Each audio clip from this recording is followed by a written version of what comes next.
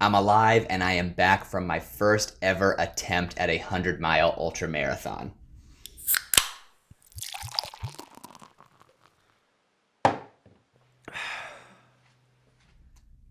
Cheers, y'all. How's it going? It has been a few weeks since I last uploaded a video to YouTube, and for that I am sincerely sorry. After any kind of big goal race, regardless of the outcome of the race, I always sort of have this post-race slump. I think a lot of people face something similar. You spend so many weeks and months of energy, physical and mental, preparing for this big goal, and then all of a sudden one day comes and that goal is over. So all of that energy just kind of drops. I have sort of this slump right afterwards where I just like to sort of relax, refocus, not need to worry about anything necessarily, and then start transitioning into what that next goal is going to be. So that's sort of where I've been for the last week, but I am finally back to give you that full race recap from Mohican 100 miler. This video specifically is going to be kind of like that verbal recap, just walking you through my race, kind of how it went, kind of my mental mindset throughout the entire run. I'll be putting together a separate video where you'll actually be able to join me on the course and kind of see us through some of those miles that we were running. All of that being said, I'll just drop a quick spoiler alert. I guess it's a spoiler unless you follow me on Instagram or on Strava, then you're probably already aware,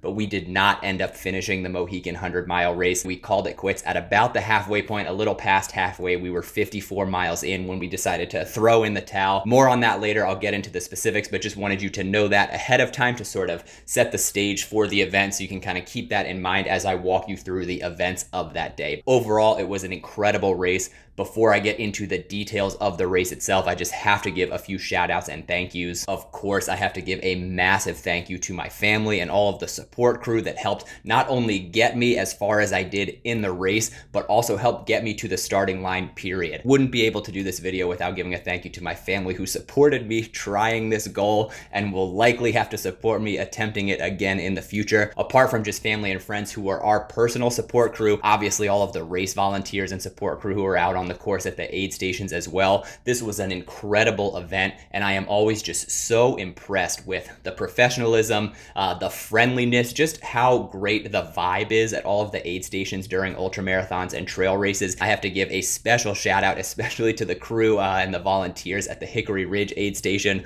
More on that towards the end of the video, but they really picked me up from possibly my lowest point in the entire race. So I think probably my favorite part about ultramarathons and the ultramarathon community is that community. It's the people that you meet along the way. So the last shout outs I have to give are to some of the runners that we were able to connect with and share a lot of miles with out on the course. I was able to connect with fellow YouTuber Ultra Dad Dan Allnut before the race.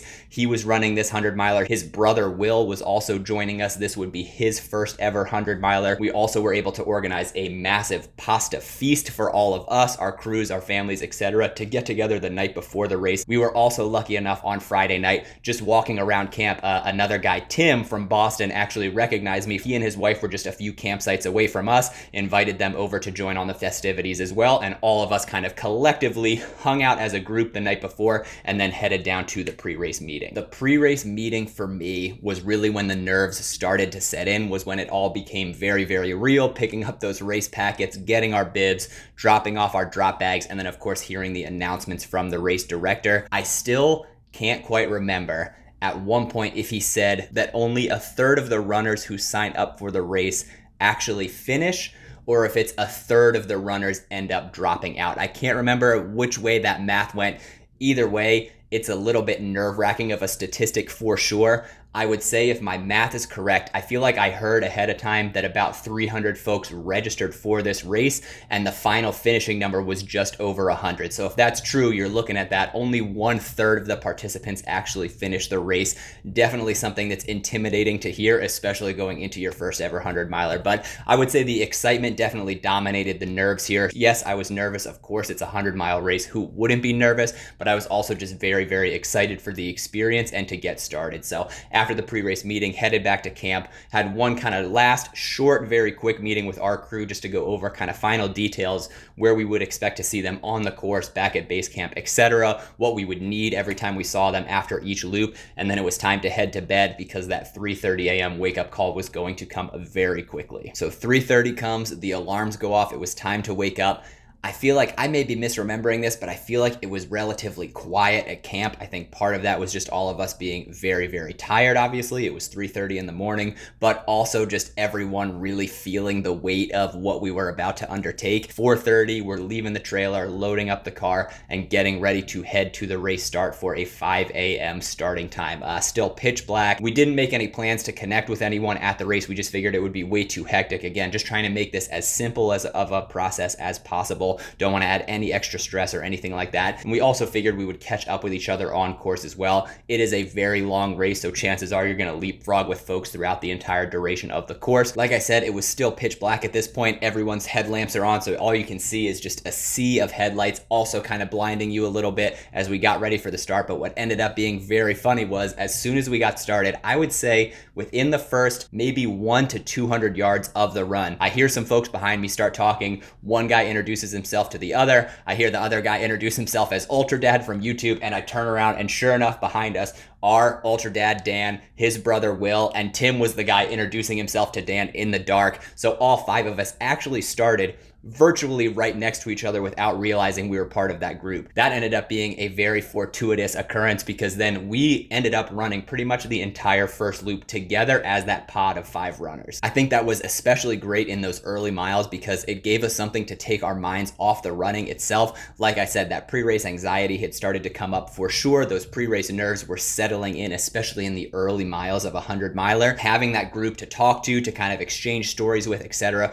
was a great way to take our minds off the course. Was pretty much completely unaware of the terrain we were running on. The course itself, it's just dark. You can only really see what's lit up right on the ground in front of you with your headlamp, and it is just a long chain of runners, single file on single track trail, just kind of winding slowly through the woods, over hills, etc. Those first few aid stations, I would say probably like the first 10 or so miles, really just flew by. Again, I think that's the adrenaline combined with the conversation we were having with folks. Barely noticed the aid stations, etc. Just kind of walked through, grabbed what I needed, threw it in my pack, and kept going. We were moving at a very good clip at this point. We were moving a lot faster than I think I had originally anticipated. I was a little bit nervous about that, but also it was substantially cooler than we were expecting. The weather was way better, no rain or anything like that. We were all feeling good, so we were just kind of all flowing together down the trail as a group. It was somewhere in that first like 5 to 10 miles that the sun really started to come out. It was still cloudy, which was great because it kept it cool, but light enough to actually start seeing our surroundings. We were running through a lot of thick, dense forest, so it wasn't like you were just running through the same terrain for the entire duration of the loop. Plenty of things to change things up to keep your mind occupied. And like I said, lots of beautiful aspects of the course as well. When I post that video, you'll see a few of them, especially I would say around the midpoint of the loop. You kind of wind down this hill into a gully. When you first come down the stairs into the gully, there's this beautiful waterfall that you run past. People were actually running into it on the second loop to try to cool themselves off. Then you continue to wind down this gully, and when you get to a dead end and have to climb out, you actually have to climb out, kind of climb up a wall on one side of the gully with exposed roots. Again, a very cool element of the course. And then as you come out of the woods around that section, you emerge on top of this massive dam, big wide open field, and then you descend this massive stairwell before winding back into the woods. So again, just a really cool part or cool aspect of that course. You'll see more of that when the actual trail footage, when I finish editing that and publish that video. But our group stuck together throughout almost the entire first loop. The final aid station that you get to is Hickory Ridge before you have about like a 7-ish mile descent back to the starting line. About a mile before the starting line was the campground where we were all staying at. So all of our crews, our families had planned kind of these individual personalized aid stations for us within the campsite. Realistically, it was about a 6-mile descent back into camp and then another mile back to the starting line. But it was at this aid station, this final aid station out on the course, Hickory Ridge, where when we started, the rest of the group, Tim, Dan, and Will, started to peel ahead. Todd and I decided to hold back a little bit. Again, like I mentioned, I was a little bit nervous about the pace that we were holding throughout most of that first loop. I was still feeling good, but I was definitely worried about how continuing to hold that pace was going to impact how I was feeling on those much later miles in the run. So we decided to start walking a little bit more, start taking our time, especially on those descents, try to save our legs for that second, third, and fourth loop eventually, but slowly wound our way back into camp. We ended up finishing that first loop in right around 6 hours, I think close to 6 hours flat, which like I said, was right around a 14-minute mile, including all of our aid station stops, bathroom breaks, etc. 14-minute pace, which was much faster than we were expecting. We grabbed all of our food, and pretty sure my crew has me on film looking at them and saying, we are definitely going to pay for this loop in the future. I was not aware at how quickly we were going to pay for that loop, but I definitely knew with the pace that we were maintaining throughout that run, there was just no way we were going to be able to maintain that, and I knew that my legs were going to be feeling that at some point in the future. It was also here that I started to think about why we were running so much faster than I had expected. Again, I think part of it was just that group mentality. We were all feeling so good, so high energy, but I think also the course is very deceptively difficult in that it is a lot more runnable than it should be, or it feels a lot more runnable than you are anticipating. And what I mean by that is, at least for me, it seemed like a lot of kind of steep but short uphills, but then long gradual downhills. So if, like me, you tend to handle trail runs by walking the uphills and jogging the downhills, you end up doing a lot of jogging, a lot more than I should have been. But that was a problem for future Ryan and Todd. We were at our aid station, we were grabbing fuel. Again, spirits were very, very high. I think this was actually probably my highest point in the race. I was dealing with a little bit of nausea early on, not dehydration or anything like that. It just seemed like anytime I was trying to eat, everything was taking longer to settle in my stomach. So I was just a little bit uneasy throughout most of the first loop. Right at that last aid station, Hickory Ridge, was when I started taking in ginger ale at the aid stations, and just a few touches of ginger ale, just a few sips of ginger ale seemed to do the trick right away, again, just to help that nausea, help settle my stomach. So my energy went way up after that last aid station. Once I was able to get that nausea under control, eating was a lot more comfortable, etc. Basically, I was just trying to take in some kind of food every 30 minutes, whether that was quesadillas and potato chips were the most frequent go-tos. I was getting those at camp as well as at the aid stations, taking in gels when I just needed a quick boost of energy, boost of calories. I had some of those energy waffles as well, and then peanut butter and jellies occasionally at the aid stations if they had them, but those were probably my most common foods. I was also taking in salt tabs every 90 minutes, and then just focusing on drinking water pretty much any chance I got. My goal was just to kind of sip on the water as well as the electrolytes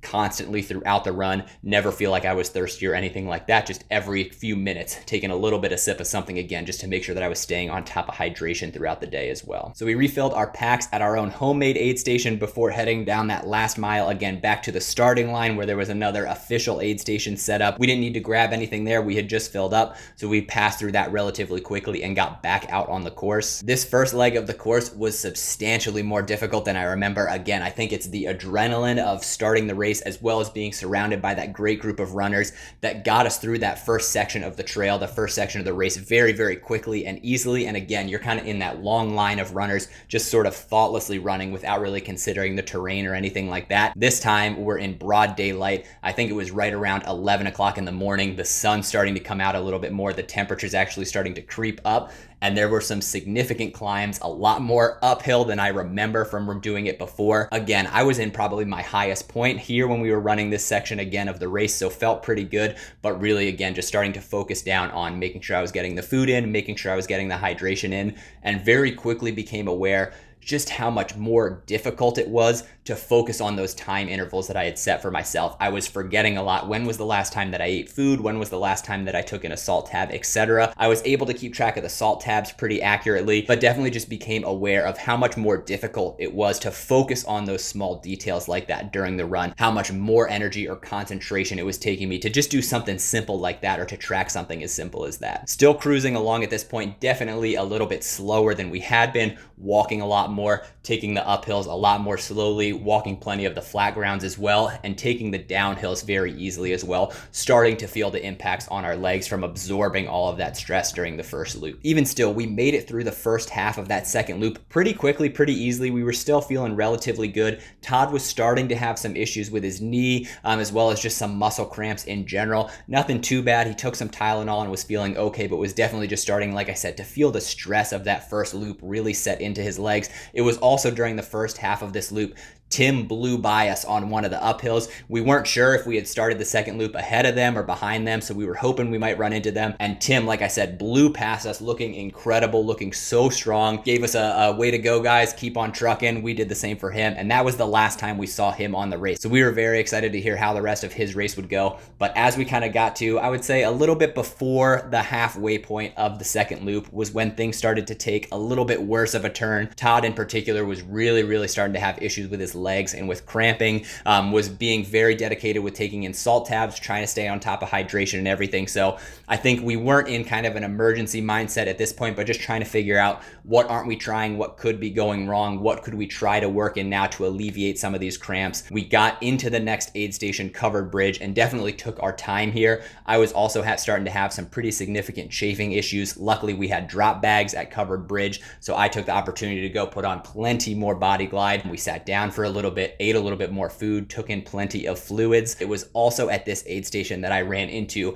a somewhat significant issue when I was refilling the bladder for my hydration pack and trying to close it up. The latch was completely jammed. Had a few volunteers try to open it, a few other runners try to open it. No one could get the lid to budge one way or another. None of the water was leaking, so even though it wasn't closed all the way, I didn't have to worry about losing water. But the fear that started to set in was there would be no way to refill it at any of the upcoming aid stations. I would just have to make that 1 liter of water do for the remaining, I think, like 12 to 13 miles left on that loop. Wasn't too nervous. I was confident that I could make it, but like I said, it was starting to get pretty hot. It was also at this aid station, I think, that Todd's legs really started to bother him a lot more, kind of like uncontrollable Charlie horses, just locking up his legs, his quads completely, making it very difficult to push forward. So we kind of made the decision to just start walking from here. We had obviously banked plenty of time in the first loop, so we weren't worried about taking it slow, but just again, trying to experiment with different things. How does it feel when we're jogging downhill, jogging uphill, when you take in more water, when you take in more food, etc. And just as we were getting ready to leave that aid station,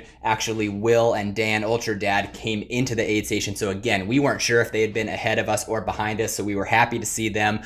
Traded some stories, just caught up on how each other's second loop was going. They seemed to be doing a lot better than we were at this point, but we all ultimately left the aid station together. Will in particular was feeling great at this point, so he kind of like was yo-yoing a little bit. He'd go a little bit ahead and then we would catch up, and then he went ahead a little bit, we would catch up. The Tylenol Todd was taking started to set in, so his legs started to loosen up a little bit. We started jogging a little bit, but ultimately I think we were holding them back a bit, so Dan ran ahead to catch up with Will. We were just walking at this point, taking it easy, trying to salvage what we could from the run, and again, figure out what were we not thinking of, what could we do to try to alleviate the situation. Unfortunately, I think it's safe to say things only got worse from here. We had one last aid station, Hickory Ridge. We got into that aid station, and this is that moment when I said I had to give a very special shout out to Hickory Ridge. I was able to give them my bladder, and first I just have to say, walking into the aid station, this was the first one where the volunteers immediately ran out, took our packs off us, took our gear, just asked what we needed, and really just took all of the stress off of us, the runners, and were focused on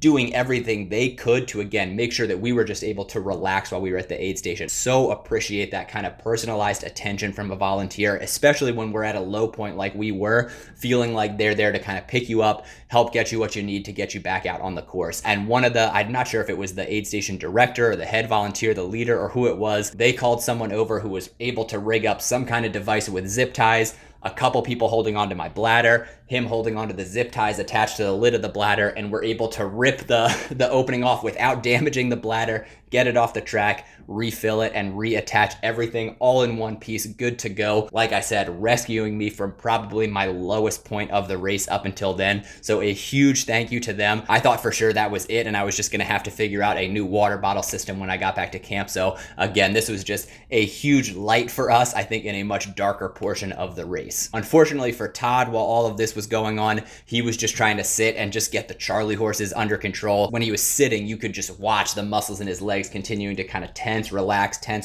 I think especially during the second loop, one thing that may have gone wrong was the day started out so much cooler than we were expecting that we took that for granted a little bit. It started to heat up again, especially in the afternoon, and the humidity was very high. We were still sweating a ton. It was still very hot. It was in the 80s at this point. And so I think he just might have fallen behind a little bit on hydration at this point. We were just going to walk it in the last 6 miles to camp. It was downhill, so we were hopeful that this would be relatively easy. But as soon as we left this aid station, at least in my mind, we didn't talk about it much. We just kind of hinted at it, but I was pretty sure at this point that Todd was ready to call it quits. So when we started that last leg taking us back into camp, we walked in pretty much silence for most of that. I think both of us were in a pretty dark place mentally. Myself, I was just starting to think of, how could I possibly make it through the second half of this race without Todd? So I would say the first probably 3-ish miles of this leg, in my head, I was thinking a lot about, okay, if Todd drops when we get to the halfway point, we're about to head into the evening section. I'm not confident that I can make it through the overnight without any kind of support. I had a pacer. He was planning to join me for the 4th and final loop, but I start thinking maybe he can join me for the 3rd loop instead, at least get me through the overnight. And then during the daytime, I'll have an easier time finding other runners to partner up with, etc. This was not something I wanted to undertake on my own. I really enjoy having the company out on the trails. It's the reason that Todd and I do these runs together, I think. And so I was just trying to kind of weigh all of those options in my head. If my pacer wasn't ready to go out, then I could kind of go aid station to aid station, try to find other runners to join up with for each leg. But the important thing here is for those first 3 miles, my mindset was, I think Todd's going to drop. I'm still feeling pretty good.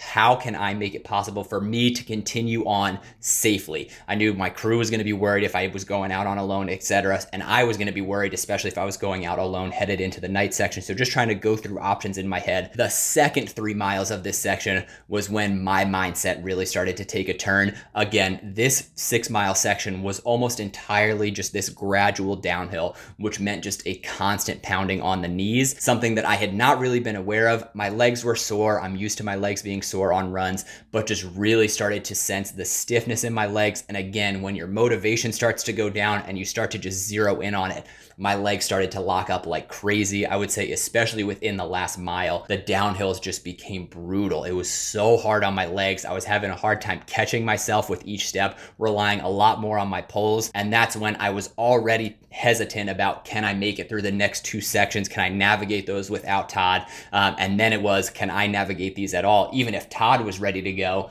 I don't know that my legs are ready to continue to go on. Again, this was our first ever 100-mile attempt. It just beat us down. That's the only way to say it. I think motivationally it beat us down. I think the terrain beat us down, and we were both just in such rough shape when we got back to camp. So we kind of hobbled into that last aid station, or what was supposed to be our halfway point aid station with our crew. They're cheering us the whole time. They could see us from about 50 yards out, so they did a great job trying to lift up our spirits, but I think they could probably tell as we came in as well that we were just in a very, very dark place. Todd went off to talk to his girlfriend. I went over to talk to my mom and just kind of go through options, but ultimately both decided to go ahead and call it there. We were incredibly sore. A warm bed sounded phenomenal at this point. A hot meal sounded phenomenal at this point. We still had a mile to hobble into the starting line where we could actually officially drop from the race. I will give huge credit to our pacer, who has never run, I don't think, further than a half marathon before this race. Agreed, no questions asked, to pace us for basically a trail marathon, running the 4th loop of this race with us. Had an incredible training session. I think was probably the most well-prepared out of all of us. Flew from Seattle to Ohio to join us in this race and wouldn't even get the opportunity to run with us. That was one of the hardest parts about the decision, was having to tell him, like, hey, we're not going to even make it to when you're supposed to pace us. But he suited up and walked with us to help us get into that final starting line, walked us to the starting line where we could officially drop from the race, and then eventually make our way to the finish line to get our finisher's medal. The 50-plus finisher's medal is what I like to call it, because we ultimately made it through 54 miles of the course. It's not the belt buckle, but it is something. It was a brutal run for sure. It was a lot more difficult than expected, I think, especially the mental portion. And that's what I remember from Bandero as well.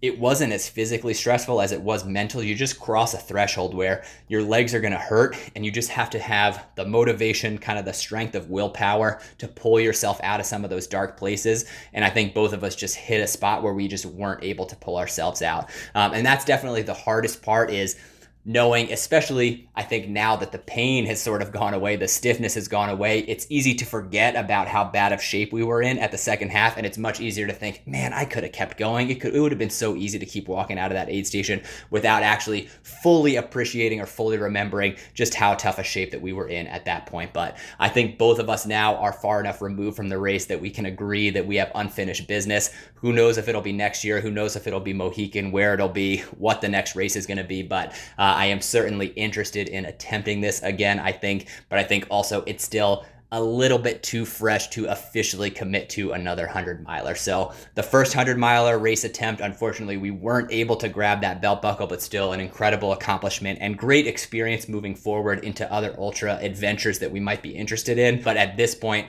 I am very happy, very willing, very relieved to start shifting focus back to road races for the remainder of 2020. So if you've been watching some of my past videos, you know I am registered for the New York City Marathon. I'm taking the time off now to lick my wounds from Mohican, start putting together those plans for marathon training, and we'll probably start that training block here in just a couple of weeks. I have a pretty significant, substantial goal for the New York City Marathon. I want to set a pretty huge PR for myself, so I think it's going to be a very difficult, a very draining training block, but just ultimately looking forward to that next challenge and looking forward to getting back on the road. I've done a lot of trail goals over the last couple of months, and I am excited to get some speed back into my training and try to tackle some new PR. So mentally, I'm in a great place, mindset. I'm feeling good. I'm feeling strong. And I am just looking forward to that next chapter, whatever is next and whatever is down the road for Todd and I. So it was a great race. I am sure we will be back sometime in the future and hopefully a little bit better prepared and with a little bit more experience to tackle that challenge. But thank you all for joining me. I know it was a crazy journey preparing for this 100-miler. This has been an incredibly long recap of the race, but just kind of a glimpse into what's been going through my mind. And hopefully things will start to get back on track with the YouTube videos, training for the next races, etc. And until the next time, I'll see you around. Cheers.